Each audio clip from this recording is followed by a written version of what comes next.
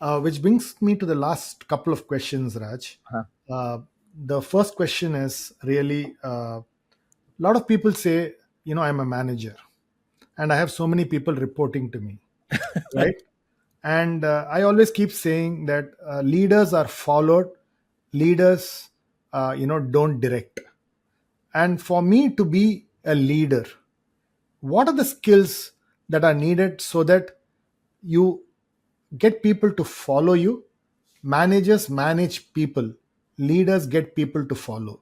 Right. And how do you really build it in a knowledge economy like ours, where it's not about 100 people who report and most of them don't have respect for you, versus you even have 10 people but they die by what you say, Right. right? And Right. which means that you need to have a skill set that they look up to and you make them great because you empower them. So what are the skills that then, if I'm going to be a leader for tomorrow, what should I be leaving behind and what should I be taking forward? Right. So let me clarify up front that I don't consider myself a great leader. So I will tell you stuff that I look up to, I hope to imbibe in myself someday. These are things. So this whole myth of being unbiased, being equally concerned and responsible for everyone, I think we should all stop believing in that myth. It is a pretty biased and polarized world out there, and you are doing it right when you're doing it wrong. You need to be biased, you need to be overdoing something, underdoing something. You need to spend more time with some people, less time with others. It has you cannot look for equilibrium there. Some people need more time, you need to work with them. Some people need to be left alone, you can't keep poking your nose into them, and so on. So the first thing is that stop trying to be fair. You have no idea what is fairness, first of all. Yeah. Only when you have that you can even try. So stop doing that. The second I would say is transparency, openness, transparency, candid, instant feedback. You cannot postpone giving feedback. Of course, feedback has to be in private. Appreciation can be in public, but criticism has to be in private, but never postpone.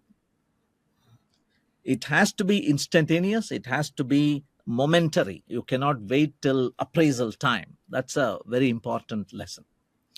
The third, once upon a time, it used to be that leaders need to demonstrate, leaders need to show. I am reading the Mahabharata with my mom, and I am amazed at how the three greatest warriors to be defeated were the great grandfathers of the Kaurava clan.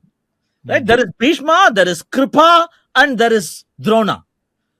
All are generations older people than Arjuna. Arjuna is struggling against them. But those days are gone. Today, kids that come from colleges and from Zoho schools, they run circles around us. They know so much more.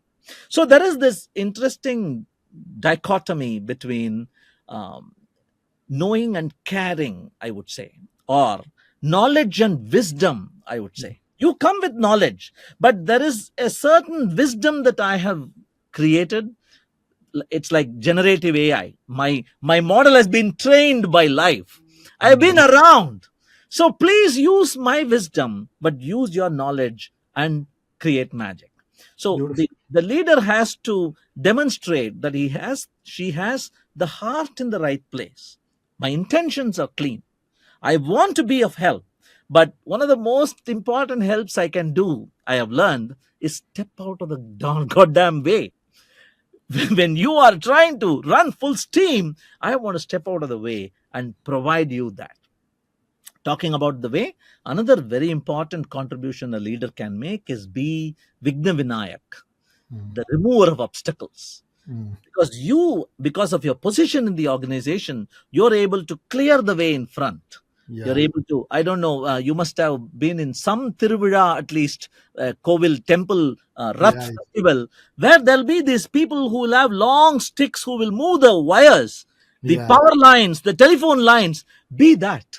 Yeah. You are insignificant. Nobody will photograph you. You will look tired, ugly. It's all the God that matters, but you're doing crucial contribution for the inexorable progress of the company. So if you can depersonalize, lose your ego, and merge, right? I remember a beautiful movie called I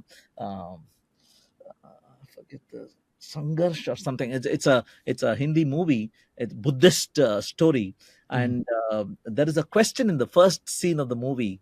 How do you ensure a water droplet doesn't dry out? Is the Mm. question. And then the end of the movie, the hero walks on the other in the other direction, and so the placard that was having the question now has the answer. The Mm. question was, how do you ensure a water droplet doesn't dry out? And the answer is, immerse it in the ocean. Mm. When it immerses in the ocean, it is given assurance that it will never dry, but it loses its identity.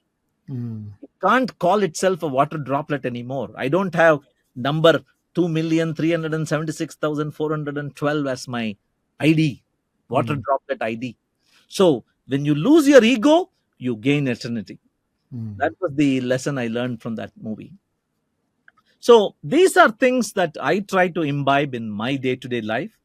Go out of the way, and don't try being impartial. Um, Remove obstacles, and be ready to merge with uh, the universal eternity soul of the company. That's what I would. Beautiful. Yeah. Beautiful.